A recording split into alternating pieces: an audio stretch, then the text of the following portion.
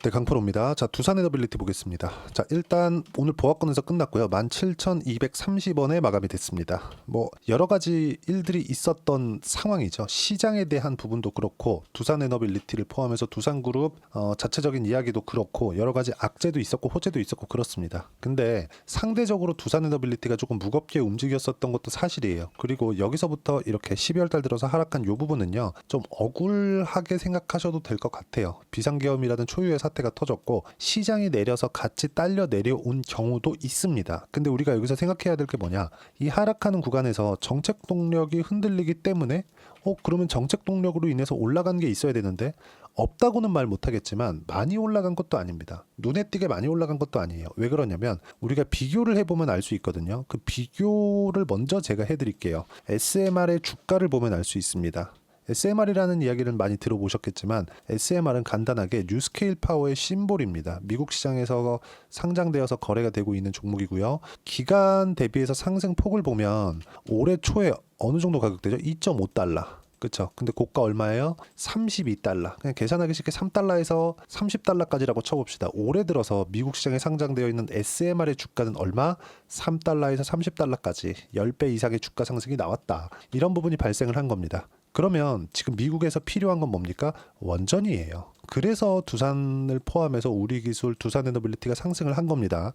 물론 뭐 정부에서 조금 원전을 살리기 위한 그런 부분도 있었죠. 그리고 체코 관련된 부분도 영향을 미쳤었던 것도 사실입니다. 근데 그런 가격대가 유지됐나요? 근데 유지 안 되는 부분에는 두산그룹에 대한 조금 장난질이 조금 컸죠. 근데 그런 부분들도 어저께 전면적으로 철회가 나오면서 끝났다고 보시면 됩니다. 이건 그냥 아예 끝난 거예요. 그리고 이런 부분들이 철회가 됐다는 건 일단 한국 시장의 변화를 의미하는 것이기도 합니다. 물론 그 철회하는 과정에서 두산그룹이 너무 양아치스럽기도 했어요. 그 부분을 다시 한번 제가 이야기를 드려볼게요. 간단하게 이야기를 할 수 있는 부분이니까 이해하시기가 그렇게 어렵지 않을 겁니다. 자, 12월 10일 날 나온 겁니다. 자, 내용 보시면 두산에너빌리티 주주를 위한 서한, 주주서한 4차 주주서한이죠. 두산에너빌리티 분할 합병 철회. 에너빌리티에서 가지고 있는 밥캣을 떼서, 그쵸, 밥캣의 지분을 떼서 두산 로보틱스로 붙이겠다는 거죠. 그리고 12월 10일 날 발표된 내용이고요. 자, 내용 보시면 이게 얼마나 양아치스러운지부터 짚고 넘어갈게요. 이런 일이 앞으로는 안 일어날 겁니다. 그렇죠? 상법 개정에 대한 부분도 지금 전국이 너무 혼란스러우니까 이런 얘기가 지금 좀 들어가 있는데, 지금 주식 투자자가 1,500만이라고 하니까 물론 거기서는 한국 시장이 질려서 미국 시장으로 넘어간 투자자들도 있기도 하겠지만 한국 시장에서도 내가 어떤 종목을 하느냐에 따라서 상황이 완전히 바뀔 수 있는 거고, 그런 환경을 지금 만드는 그 초입 단계에 있다고 생각을 합니다. 그리고 그런 부분들이 주식 시장에서는 선반영되기 때문에 어떻게 내가 이 종목을 보고 가격대를 잡는지에 따라서 상황이 좀 많이 바뀔 거예요. 자, 그러면 얼마나 양아치스러운지 제가 그 이야기를 한번 드려볼게요. 존경하는 두산에너빌리티 주주 여러분께 헛소리죠. 안녕하십니까. 두산에너빌리티 대표이사 박상현입니다. 이 두산에 속해 있는 요 사람들 상종 안 하는 게 좋습니다. 자, 여러 가지 이야기들을 했어요. 근본 분할합병에 대한 많은 지지와 성원 보내준 적 없고요.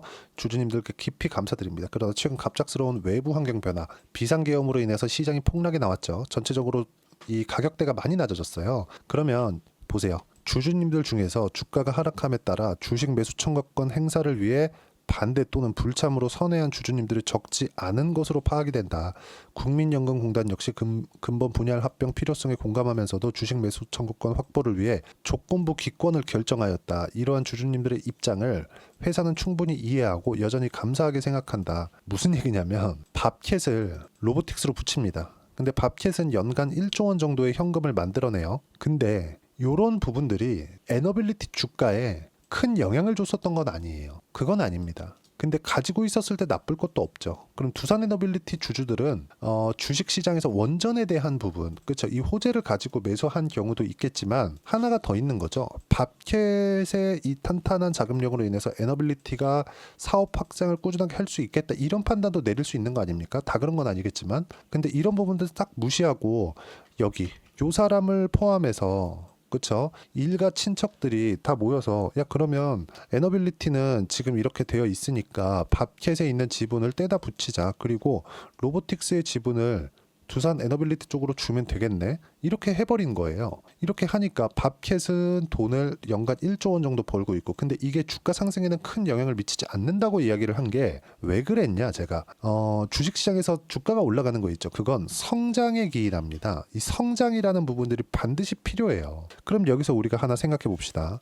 성장이 필요하다고 했는데 그건 올라갈 때 이야기고, 바닥을 다졌을 때, 자산을 평가했을 때, 이때는 이야기가 달라지는 거죠. 근데 이거를 밥캣을 주고 로보틱스를 교환하는, 자기들끼리 그냥 결정을 한 거예요. 대주주라고.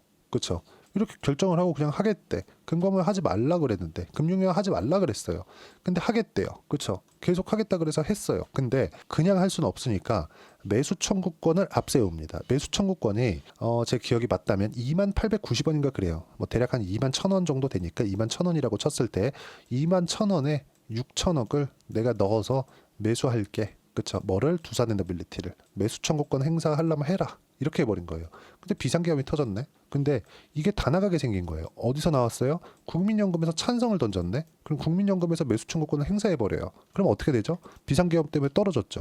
그렇죠? 떨어진 부분을 한 30% 정도를 더 주고 사와야 됩니다. 여기 있었으면 그냥 그대로 갔을 거예요. 비상계엄 터지고, 비상계엄에 대한 부분은 사실상 한국에서 뭐 몇 명 말고는, 진짜 이 손에 꼽는 몇 명 말고는 다 몰랐잖아요. 터지고 나서 주가 그냥 급락이 나와버리니까 야 이거 6천억을 진짜 쓰게 생겼는데, 이런 부분이 생긴 겁니다. 그리고 나 안 해. 발표. 빨리 얘기하자. 그러면서 이렇게 얘기한 거죠. 주가 하락에 따른 상황 변동으로 본건 분할 합병 안건의 임시주주총회 특별 결의 가결 요건의 충족 여부가 불확실해지고, 또한 당초 예상한 주식 매수 청구권을 초과할 것이 거의 확실한 상황에서 주주님들께 계속 불확실성을 남겨주지 않겠다. 빠르게 의사결정을 해줬다. 이렇게 얘기를 하는 겁니다. 양아치죠. 그쵸? 이거는 그냥 빼박 양아치라고 보시면 됩니다. 근데 뭐 어쨌든 간에 이렇게 결정을 해줘서 고마울 따름이지만, 이런 결정을 못할 상법 개정이 빨리 이루어지는 것이 급선무라고 보여집니다. 금투세 관련된 내용도 지금 통과가 됐죠. 폐지가 통과가 됐습니다. 이건 긍정적인 내용. 일단은 여기서 일단락 짓고 여기까지는 오케이. 그래도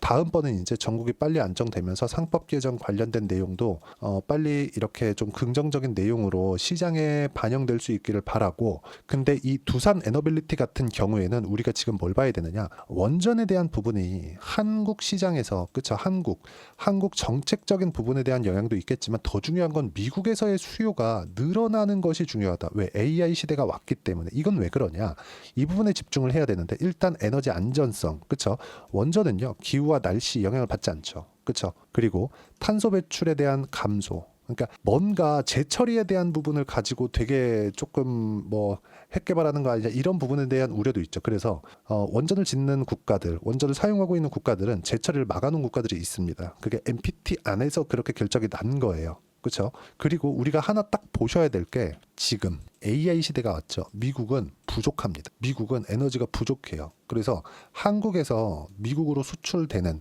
24년도에 반도체 이후로 가장 많은 게 뭡니까? 변압기예요. 그렇죠?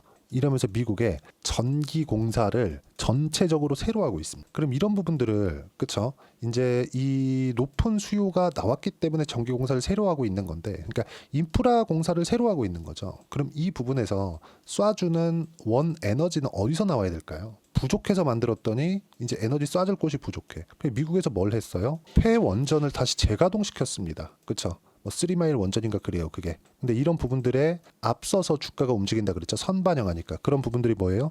아까 전에 말씀드렸었던 그 내용입니다. SMR의 주가 올라간 이유가 그것 때문이에요. 단기간에 너무 많이 올라왔기 때문에 조정을 받고는 있지만, 이 구간에 맞춰서 우리가 어떻게 판단을 하는지에 따라서 상황은 완전히 바뀔 거다. 그리고 두산에너빌리티의 여러 가지 가지고 있던 악재들은 지금 해소가 되어 있는 상황이고, 미국에서의 수요는 계속 늘어나고 있다. 그런 부분들을 우리는 SMR을 통해서 본 거고, 지금 전국이 최악의 상황이잖아요. 그렇죠? 한국의 정치권이 최악의 상황인데 여기서 더 나빠질 수 있을까? 2차 비상계엄이 없는 상황에서는 이제는 더 이상 나빠질 부분은 없다고 생각합니다. 그래서 지금부터는 우리가 반등하는 구간에 맞춰서 타점을 잡고 매매 구간을 잡아야 된다. 가격을 짚어서 이야기를 드릴게요. 19,000원을 넘어서는 구간부터 가격대는 요렇고 그때그때 시점에 맞춰서 매매하는 구간을 잡아야 됩니다. 그런 구간에 대한 부분들을 제가 여기 소통방에서 이야기를 드리고 있습니다. 오늘 같은 경우에도 그래요. 시장은 정상으로 돌아오고 있다. 그렇죠? 시장이 내릴 때, 시장이 또는 오를 때, 즉 주가가 올라가고 내려갈 때, 이유는 두 가지예요. 우리는 기업의 주가를 보니까 기업의 주가를 볼 때 기업이 그냥 마냥 좋으면 꾸준하게 올라갈 것 같죠. 근데 시장이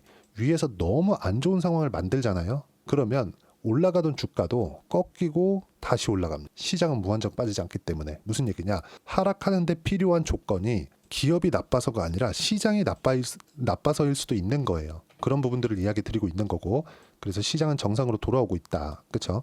그리고 어제 오늘 이렇게 반등하고 있는 거고, 어제 바이오 강세, 오늘은 화장품 조선 강세, 주도주 변화는 없다. 그리고 제가 주도주 관련돼서는 계속 이야기를 드리고 있는데 바이오, 조선, 그렇죠? 그리고 화장품, 원전 반드시 넣어야 된다고 이야기를 드렸고요.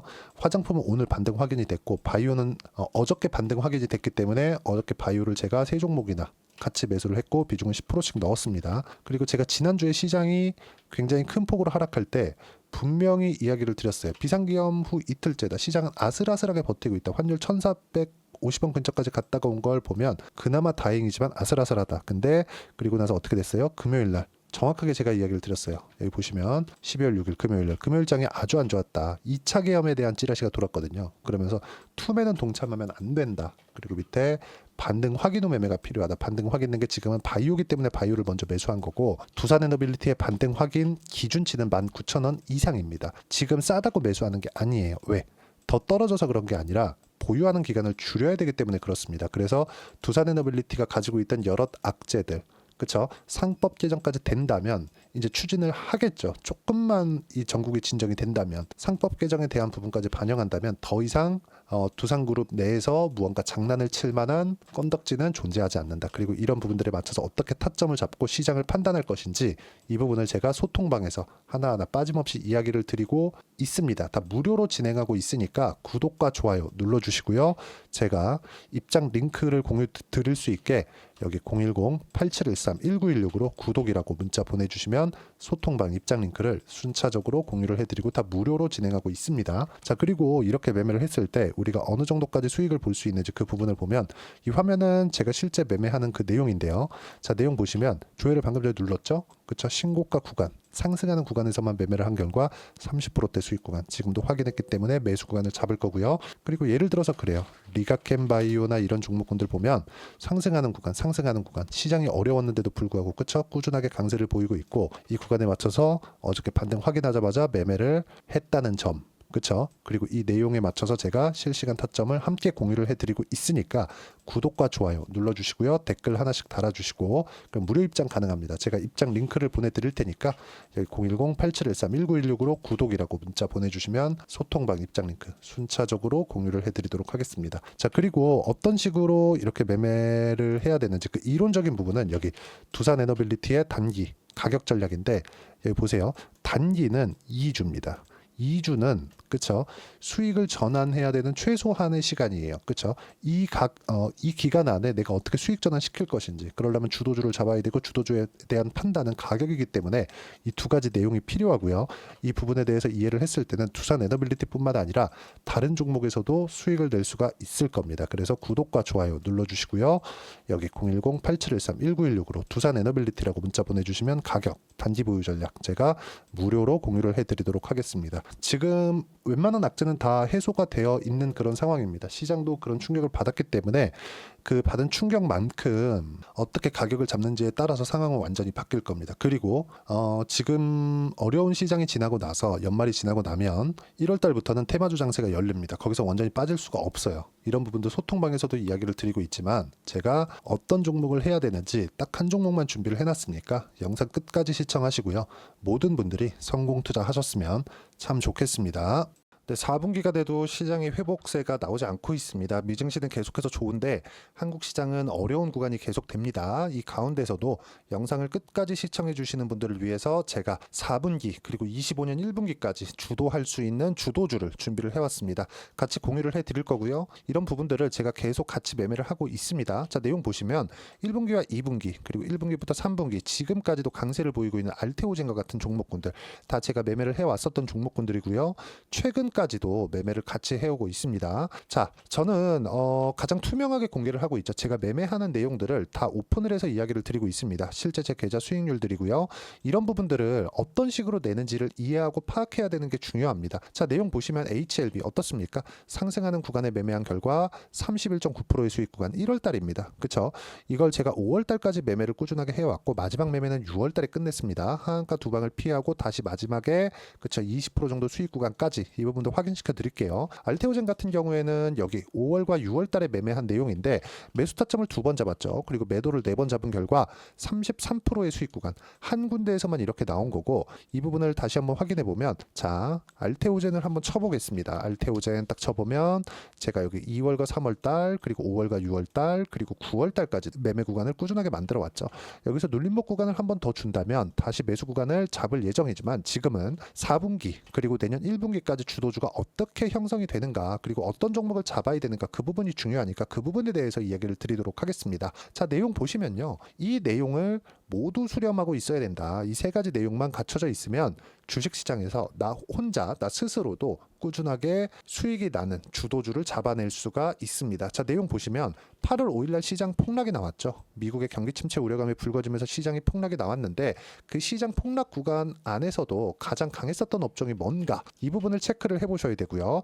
그리고 실적에 대한 부분은 미래가치가 들어가야 되지만 이건 너무 당연하게 들어가야 되는 겁니다. 미래가치가 좋아지는 부분. 근데 지금까지 실적이 좋으면 더 좋겠죠. 전 지금 당장의 실적은 그렇게 중요하게 보진 않는데 이번에 준비해온 종목은 지난 3개년 연속 순수익이 증가했다는 점 주목해서 봐야 되겠고요. 그리고 가장 중요한 점 수급이죠. 그래야 단기간에 수익을 낼 수 있겠죠. 이건 뭐냐? 저점 매집봉이 꾸준하게 나오고 있는가? 외국인들의 미친 매집이 나오고 있는가? 이런 부분인데 이 종목이 뭐냐? 제가 이렇게 차트로 준비를 해왔습니다. 자, 내용을 간단하게 보셔야 돼요. 폭등 전에 꾸준하게 매집봉이 나오는가? 그리고 시장 폭락 즉 시장보다 강한 움직임을 보이고 있는가. 여기가 8월 달입니다. 8월 달에 똑같이 폭락이 나왔지만 회복하는 과정에서 빠르게 회복 구간을 만들어냈죠. 제가 종목만 띡 던져 드리는 게 아니라 아까 전에 말씀드렸었던 대로 여기 소통방에서 어떻게 대응하는지 그리고 어떻게 가격들을 잡아야 되는지 이런 부분까지 제가 함께 공유를 해드리고 있으니까 이 내용 확인해 보시면 됩니다. 시장에서 강한 종목은 제가 모두 참여해서 매매를 하고 있다고 보시면 됩니다. 자, 그런데도 불구하고 제가 왜 15에서 30%냐? 구간별로 달라진다는 거죠. 그렇죠? 내가 정확하게 바닥에 잡아서 이쪽에서 팔고 나올 수 없다. 그렇기 때문에 이런 부분을 이해하는 부분이 필요합니다. 그렇기 때문에 제가 여기 소통방에서 책임감을 가지고 운영을 하고 있다는 점. 자, 그러면 이 내용이 1분기와 2분기는 HLB, 1분기부터 3분기까지는 알테오젠, 그리고 4분기부터 25년 1분기까지 그렇죠? 이 종목을 준비해 왔으니까 받아가셔서 모든 분들이 수익을 내셨으면 좋겠고요. 이 내용은 여기 010-8713-1916으로 주도주라고 문자 보내주시면 제가 여기 소통방 초대와 함께 4분기 주도주 함께 공유를 해드리도록 하겠습니다. 시장이 너무 어렵습니다. 이 어려운 상황 속에서도 정말 꾸준하게 수익을 내기 위해서는 주도주 내용을 반드시 파악을 하셔야 되고 이 주도주를 가지고 매매를 하시면 충분하게 수익 구간을 만들 수 있습니다. 허황되게 50%, 100% 이런 식으로 이야기 드리지 않습니다. 그리고 이 내용을 꾸준하게 내가 실현시켜갈 수 있는가 이런 부분이 너무 중요합니다. 이 내용에 대해서도 제가 소통방에서도 이야기를 드리겠지만 이 종목 딱 받아가셔서 한번 경험해 보시면 완벽하게 주도주 매매만 하실 수 있을 거니까 이 내용 010-8713-1916으로 주도주라고 문자 보내주시면 제가 소통방 초대와 함께 주도주를 확인시켜 드리도록 하겠습니다. 타점이나 그런 부분까지 함께 제가 공유를 해 드릴 테니까 받아가셔서 충분한 수익 내셨으면 좋겠습니다.